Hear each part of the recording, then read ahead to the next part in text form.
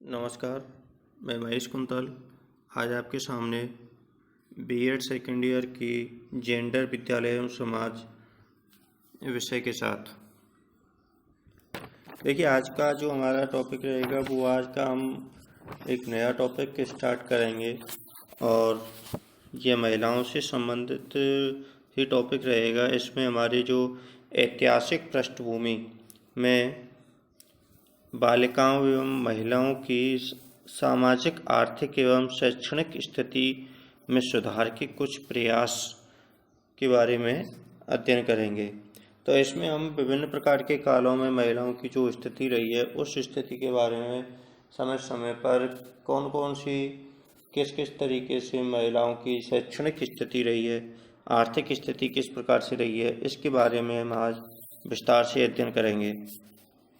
और जो आज का हमारा जो मुख्य टॉपिक रहेगा वो रहेगा हमारा वैदिक युग में महिलाओं की स्थिति के बारे में, अर्थात वैदिक काल में महिलाओं की स्थिति किस प्रकार से रहती थी, उन्हें किस प्रकार का सामाजिक सम्मान प्राप्त था, उन्हें किस प्रकार की शिक्षा का अधिकार प्राप्त था, अर्थात उन्हें किस प्रकार से शिक्षित कराया जाता था और उन्हें आर्थिक सुविधाएं कौन कौन सी प्रदान की जाती थीं। तो इनके बारे में आज हम विस्तार से अध्ययन करेंगे। भारतीय सामाजिक संरचना में लैंगिकता का अतीत दृष्टिगत करने पर यह चित्र उभर कर सामने आता है कि भारतीय नारी प्रकृति की सृजनशीलता एवं रचनात्मकता शक्ति का प्रतीक है। अर्थात अगर हम लैंगिकता के अतीत के बारे में इस बात को गहराई से अगर अध्ययन करते हैं तो अतीत से ही यह बात निकल के सामने आती है कि इसमें भारतीय नारी प्रकृति की एक सृजनशील रचना है और इसके बारे में बहुत ही ईश्वर ने रचनात्मक रूप से इसे कलात्मक ढंग से इसको तैयार किया है। मानव की आदिम व्यवस्था से लेकर आज तक पुरुष ने नारी के प्रति संरक्षण, नारी ने पुरुष के प्रति समर्पण भाव रखा है और प्राचीन काल से ही ये व्यवस्था चली आ रही है, जो तब से लेकर आज तक पुरुष ने नारी के प्रति संरक्षण का भाव रखा है और पुरुष के प्रति नारी ने समर्पण का भाव रखा है। यह परंपरा कब से प्रारंभ हुई इसके बारे में कुछ कहा नहीं जा सकता, अर्थात इसके बारे में एक निश्चित तथ्य ज्ञात नहीं किया जा सकता है, किंतु प्रकृति की सहचारिणी बनकर नारी ने सृष्टि को जीवन प्रदान किया है। लेकिन हम इतना बता सकते हैं कि प्रकृति के साथ चलने वाली नारी ने सृष्टि को जीवन प्रदान किया है।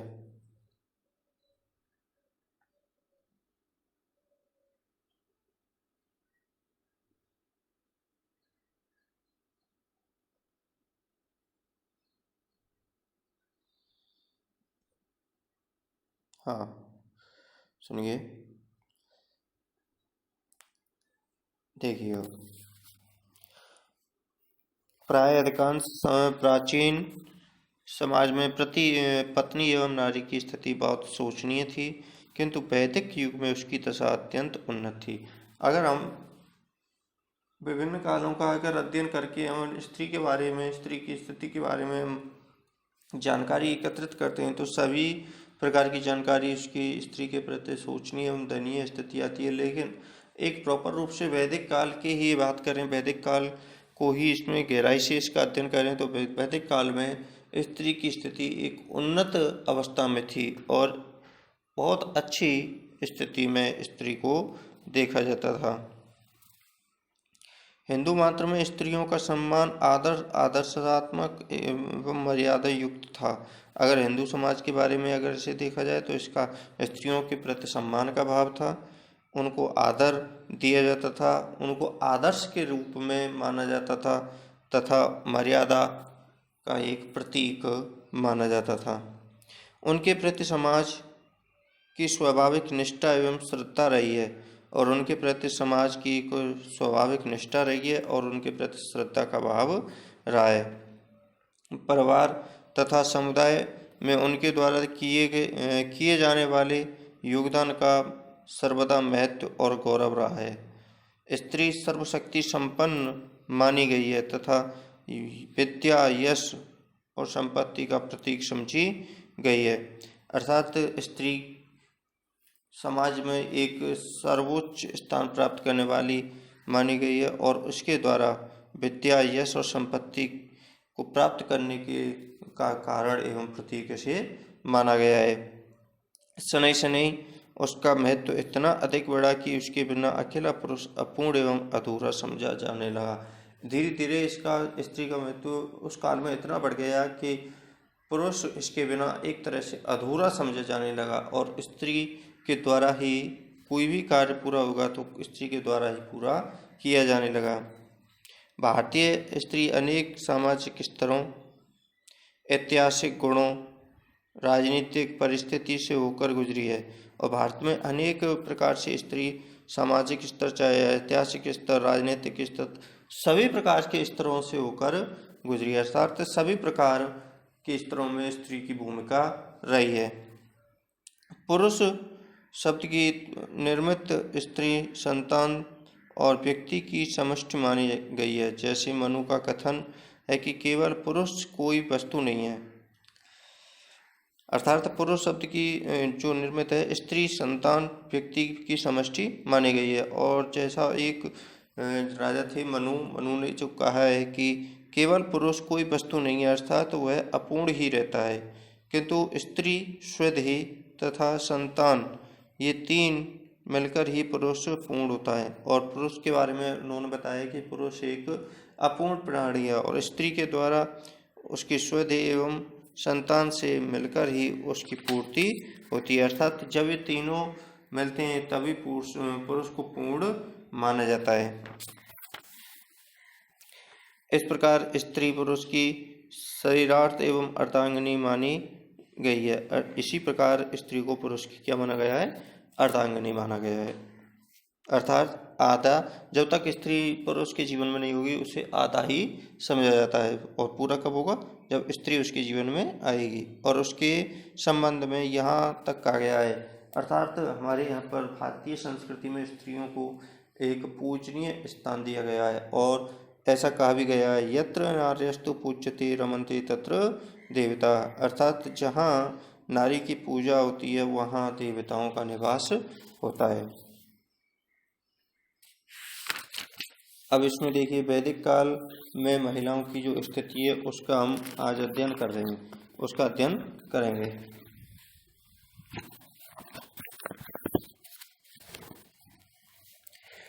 तो स्त्री की स्थिति युग के अनुरूप परिवर्तित होती रही है। अर्थात मैंने आपको बताया कि जैसे विभिन्न कालों में अलग अलग समय के अनुसार स्त्रियों की भूमिका में भी परिवर्तन होता आया है और उनकी स्थिति में भी परिवर्तन होता रहा है। वैदिक युग में उनकी व्यवस्था अत्यंत उन्नत एवं परिष्कृत थी। अर्थात वैदिक युग में स्त्रियों की स्थिति बहुत ही अच्छी एवं सुदृढ़ थी और एक उन्नत अवस्था में थी। प्रारंभिक वैदिक काल में स्त्रियों की स्थिति के संबंध में अनेक विचारकों ने कहा कि उसके पूर्व महिलाओं की स्थिति सामूहिक उपभोग के रूप में थी। अर्थात वैदिक काल के अगर प्रारंभिक काल की बात करें तो अनेक विचारकों ने ऐसा कहा है कि महिलाओं की जो स्थिति सामूहिक उपभोग के रूप में थी और एक पति तथा पत्नी के विचार की स्वीकृति सभ्य समाज की देन है। और इस प्रकार से एक पति और पत्नी के विचार उनके सभ्य समाज की देन है। मानव मूल रूप में समूह में रहता था, जहाँ तक कि व्यक्तिगत विवाह का भी महत्व नहीं था और विवाह की परंपरा कैसी थी? सामूहिक थी और व्यक्तिगत विवाह की परंपरा भी उस काल में नहीं थी। ऋग्वेद में ऐसे स्तरों पर पति पत्नी द्वारा संयुक्त रूप से भी स्त्रियों द्वारा यज्ञ करने का वर्णन किया गया है। अर्थात ऋग्वेद में भी ऐसा वर्णन किया गया है कि पति पत्नी दोनों संयुक्त रूप से यज्ञों का आयोजन कर रहे हैं। पूर्व मीमांसा का मत है कि पति पत्नी दोनों संपत्ति के स्वामी होते हैं। पूर्व मीमांसा में कहा गया है कि अगर संपत्ति का स्वामी है तो पति पत्नी दोनों ही संयुक्त रूप से उसके होते हैं, अतः संयुक्त रूप से यज्ञ करने चाहिए। पाणिनि के अनुसार पति के यज्ञ कार्यों में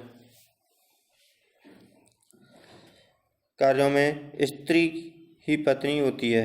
अर्थात पाणिनि ने अपने ग्रंथ में कहा है कि पत्नी के यज्ञ कार्य अगर करा रहा है तो उसमें पत्नी का होना अत्यावश्यक है। ऋग्वेद के 10वें मंडल के 188 सूत्र में विवाह के आदर्शमय चित्र वर्णन है। ऐसा लगता है कि विवाह कुछ काल तक लोगों के विचारों में गहराई तक पहुंच चुका है और ऋग्वेद में वर पक्ष के लोग कन्या पक्ष के घर जाकर उसके पिता के पास शादी का प्रस्ताव रखते हैं और विवाह का निश्चय कन्या के पिता के द्वारा किया जाता है। वैदिक शिक्षा के समान ही महिलाओं को ही दी जाती थी और महिलाएं केवल वैदिक साहित्य में ही नहीं बल्कि दर्शन तथा अन्य शास्त्रों में भी विशिष्ट विद्यमान रहती थीं। वैदिक तथा उत्तर वैदिक कालीन साहित्य में हमें स्त्रियों को पुरुषों के समान ही आश्रय में प्रवेश ले पाने की पुष्टि को प्रमाण मिलता है। अर्थात उस काल में क्या है कि सभी प्रकार से स्त्रियों की जो स्थितियां थीं वो उन्नत अवस्था में थी। प्रत्येक चाहे यज्ञ का कार्य हो, धार्मिक अनुष्ठान हो या फिर किसी भी कार्य का अगर कोई भी कार्य हो रहा है तो स्त्रियां उसमें प्रमुख रूप से भूमिका निभाती थीं और जब तक स्त्रियों का उसमें भूमिका निर्वहन नहीं होता था वह कार्य पूर्ण नहीं समझा जाता था। इस कारण से उसमें शिक्षा प्राप्त करने के लिए पर्याप्त स्वतंत्रता थी और उस काल में स्त्रियां न केवल शिक्षा प्राप्त करती थीं बल्कि उनको साहित्य में रुचि भी थी और दर्शन में भी वो रुचि जाहिर करती थीं और रुचि के द्वारा दर्शन को भी पढ़ती और साहित्य के द्वारा भी अपना ज्ञान को प्राप्त करती थीं।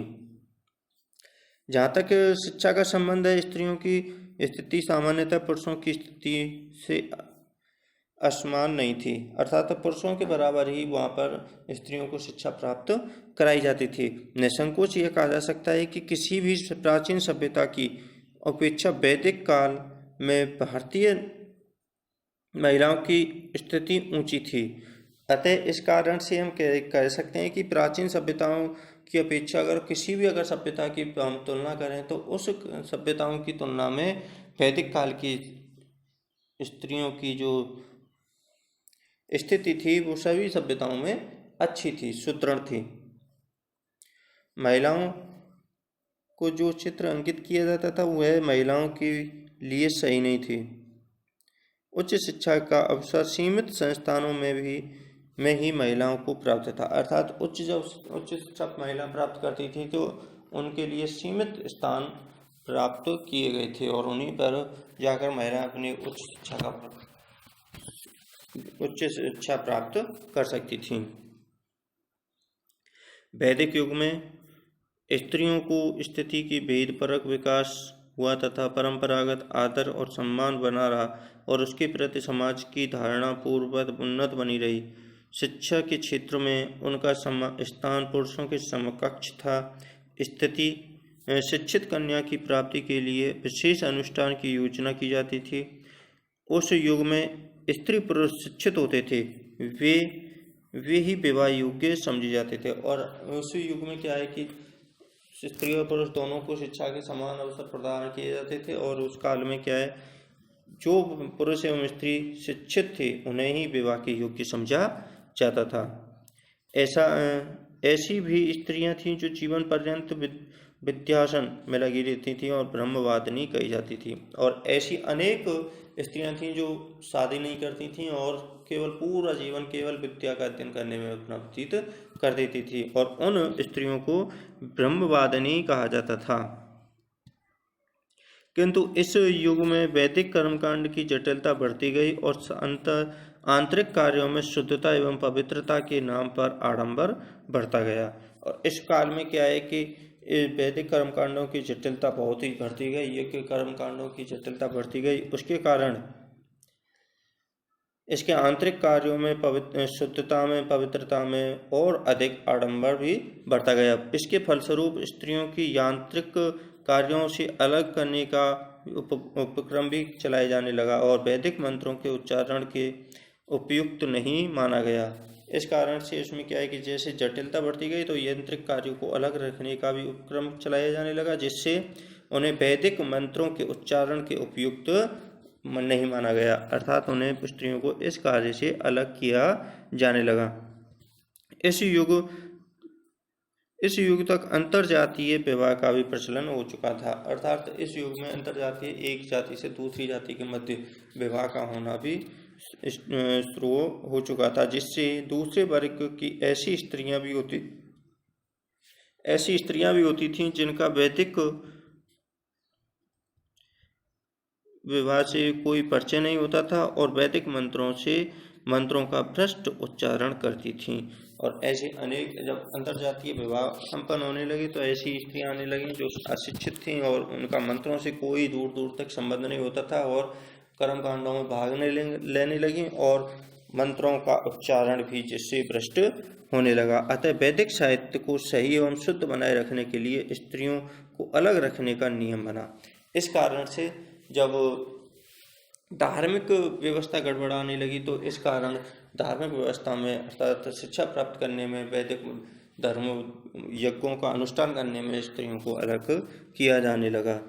सूत्र एवं स्मृतियों के काल में आकर स्त्रियों की स्थिति और भी दयनीय हो गई और जिससे इसके बाद वेदों के बाद सूत्र काल आया, सूत्र काल के बाद स्मृतियाँ, इन कालों में स्त्रियों की जो स्थिति है वो और ज़्यादा दयनीय हो गई, अर्थात उनको इस सम्मान से थोड़ा सा अलग हटके उनको इस अधिकार से वंचित किया जाने लगा और नाना प्रकार के बंधन तथा अवरोध लगाए गए और उन पर अनेक प्रकार के अवरोध लगा दिए गए और बंधन लगा दिए गए कि आप शिक्षा प्राप्त नहीं कर सकती हैं, धार्मिक अनुष्ठान प्राप्त नहीं कर सकती हैं, आप साहित्य का ज्ञान ग्रहण नहीं कर सकती हैं। इस प्रकार के अनेक प्रकार के उन पर बंधन लगा दिए। उनकी राजनीति, सामाजिक, धार्मिक, आर्थिक, वैयक्तिक सभी स्त्रियों पर प्रतिबंध लगे।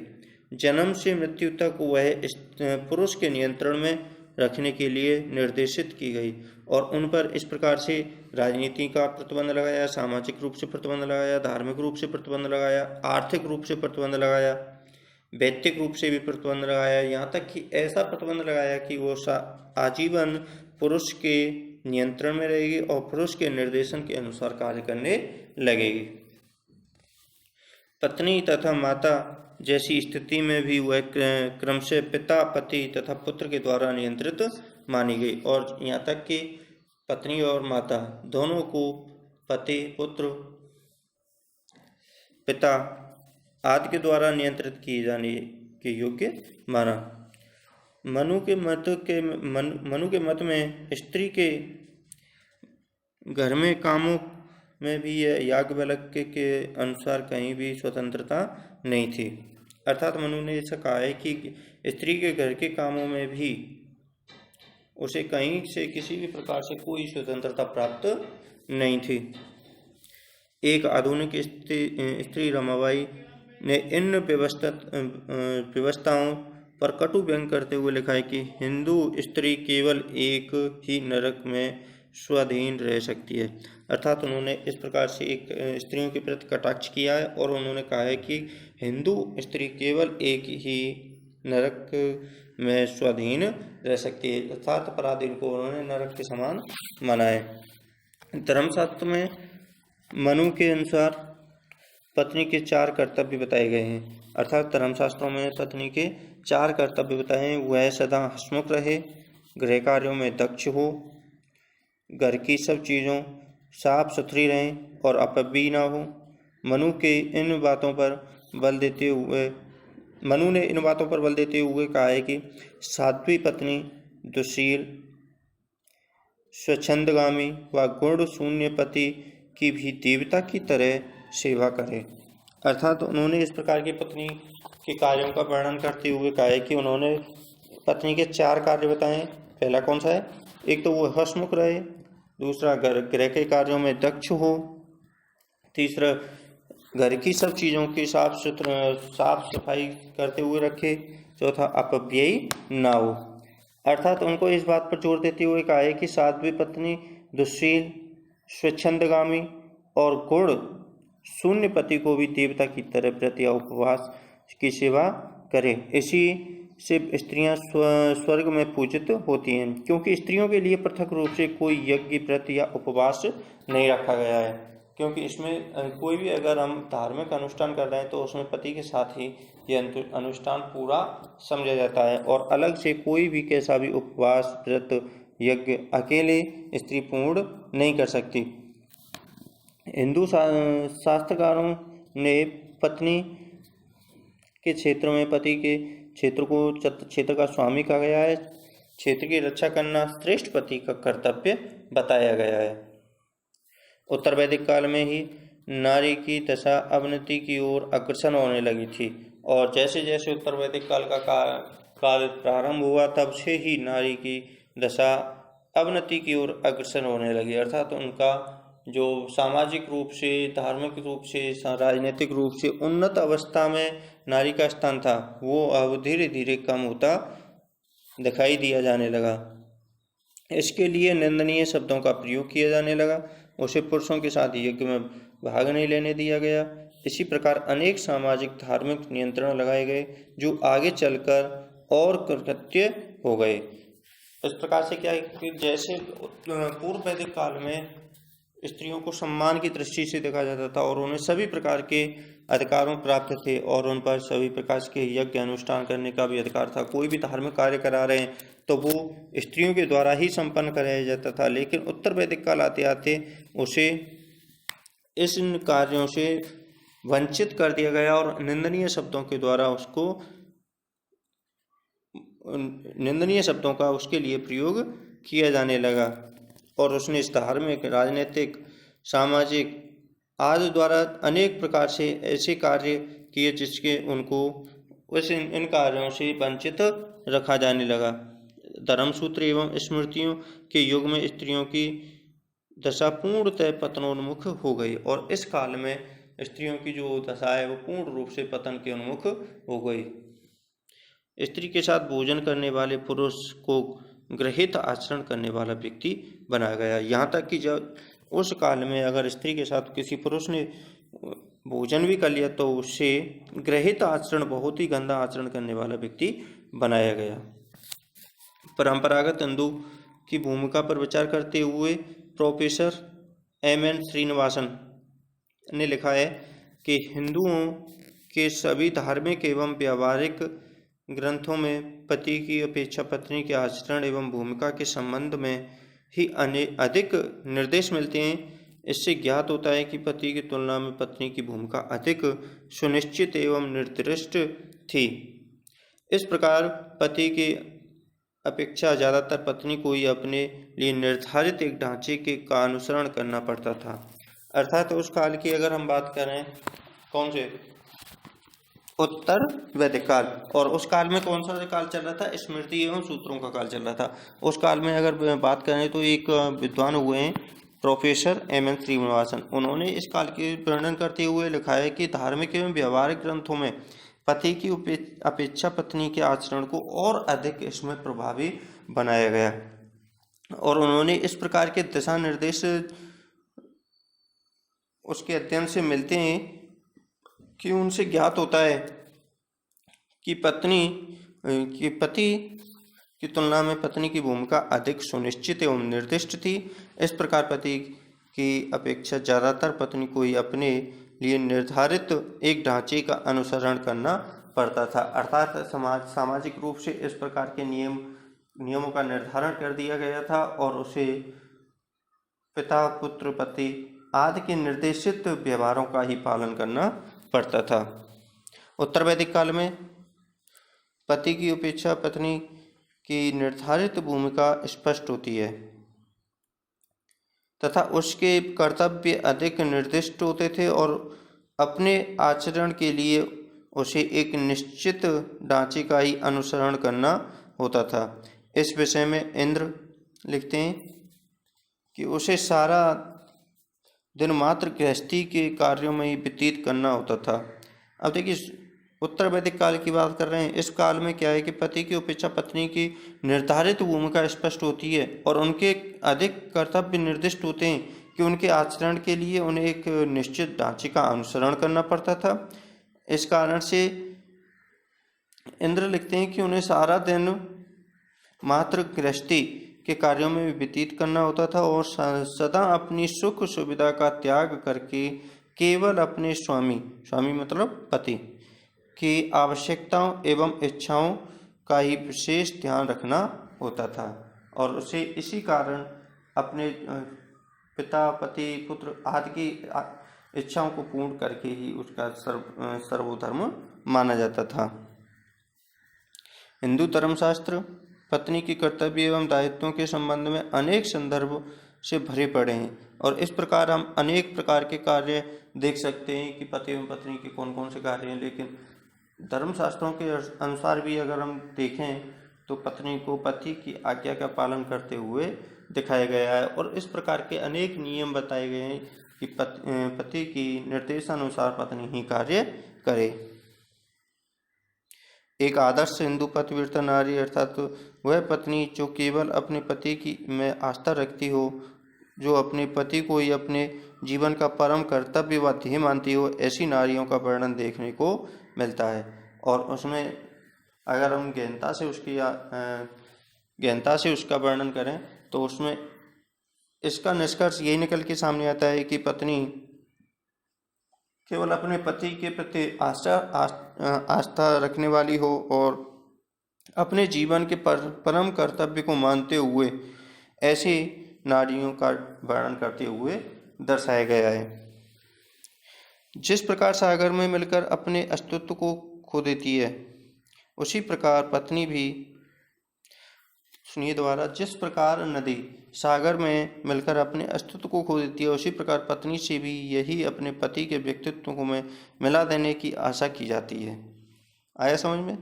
जैसे जिस प्रकार नदी सागर में मिल जाती है और उसका अस्तित्व समाप्त हो जाता है और समस्त सागर में उसका विलीन माना जाता है, उसी प्रकार से पत्नी से ये आशा की जाती है वह अपने पति के नेचर में घुल के इस प्रकार का आचरण करे तथा उसके जीवन का एकमात्र यही लक्ष्य होता है कि वह पत्नी की सेवा में कोई कसर न रखे और उसे संतुष्ट रखना अपने जीवन का एकमात्र खुशी माने।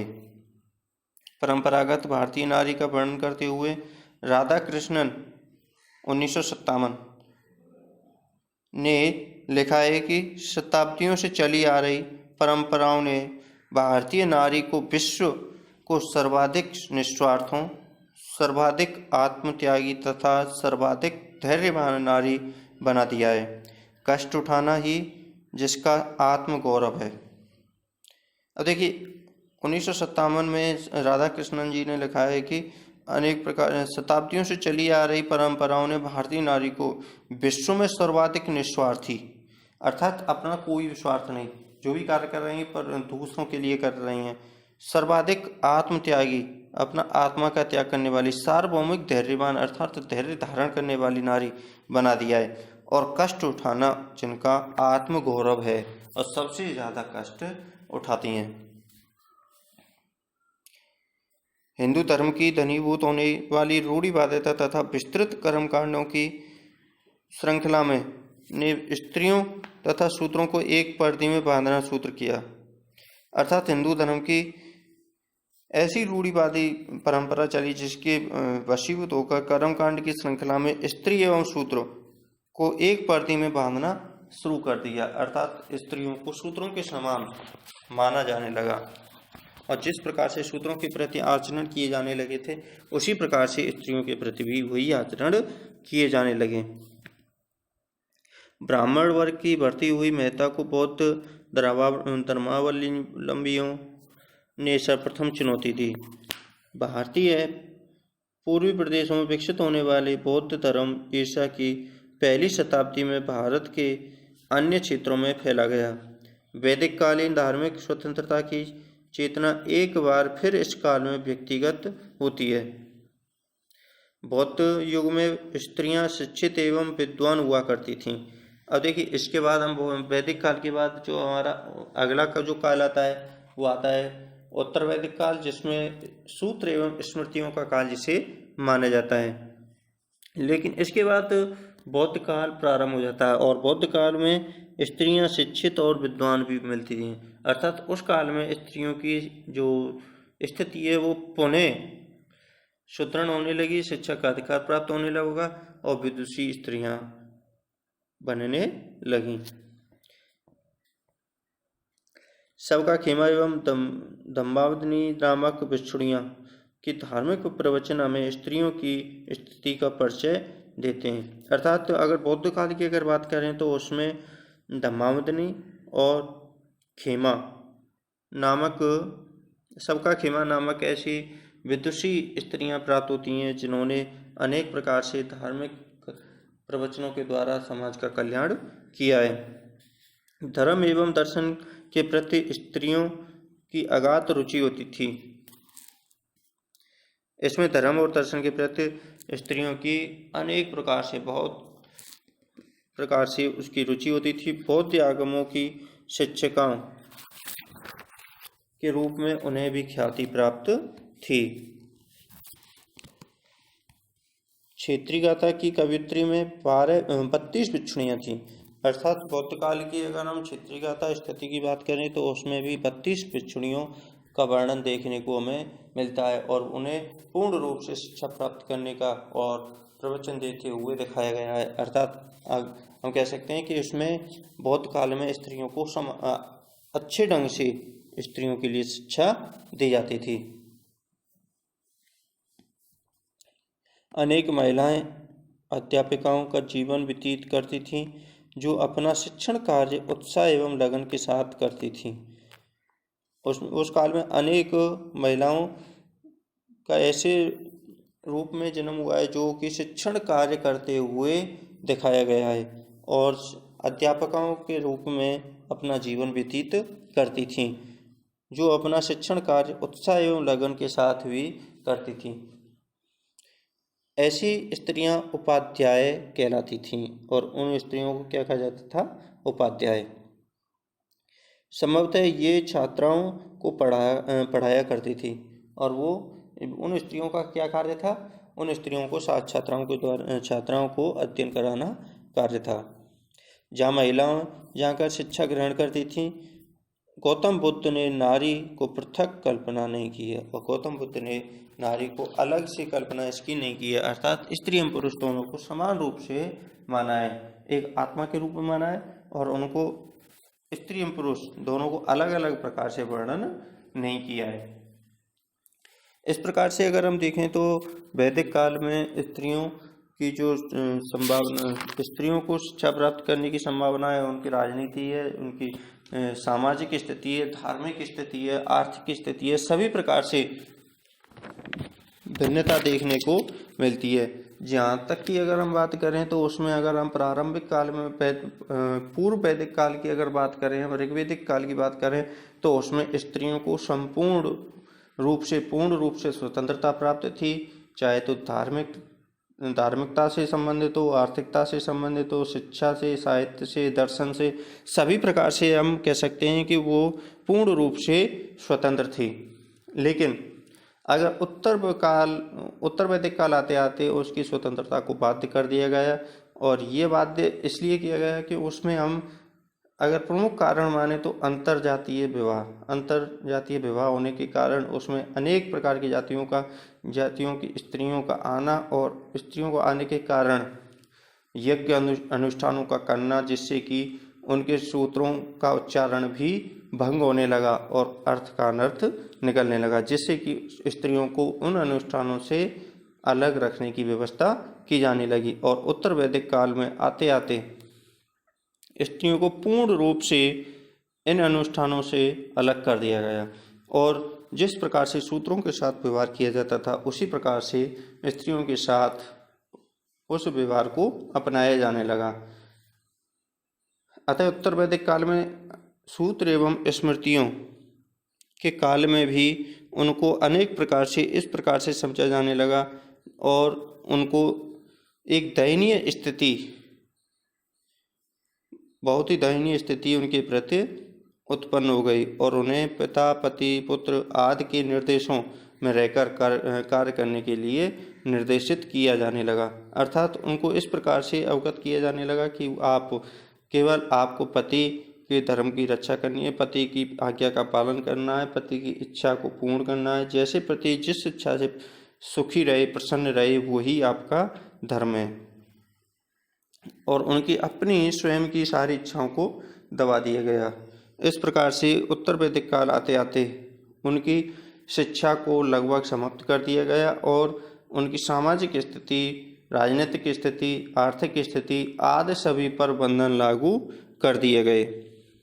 इस कारण से अगर उत्तर वैदिक काल के बाद की अगर हम बात करें तो बौद्ध धर्म की अगर बात करें तो बौद्ध धर्म में भी स्त्रियों की शिक्षा या स्वतंत्रता, सामाजिक स्वतंत्रता में बदलाव देखने को हमें मिलता है। जहाँ तक कि हम उत्तर वैदिक काल से तुलना करें तो इसमें हम बौद्ध काल में स्त्रियों की स्वतंत्रता अधिक मिलती है और इसमें उनको शिक्षा प्राप्त करने के लिए प्रेरित किया गया।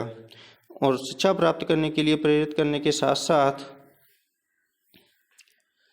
उनको धर्म के नियमों को समझाने, धर्म के नियम प्रचारित करने तथा उपदेश देते हुए दर्शाया गया। जिससे कि बौद्ध धर्म में अगर गौतम बुद्ध की बात करें तो उन्होंने स्त्री एवं पुरुष दोनों में विभेद एक ही दोनों को माना है और उनमें 35 स्त्रियों को धर्मावलंबी दर्शाया गया है। इस कारण से वैदिक काल में स्त्रियों की अगर महिलाओं की स्थिति को देखें तो पूर्व वैदिक काल में महिलाओं की स्थिति अधिक सुदृढ़ थी, जबकि उत्तर वैदिक काल में महिलाओं की स्थिति सुदृढ़ नहीं थी। अतः आज का हमारा जो टॉपिक है यहीं तक। जय हिंद, जय भारत।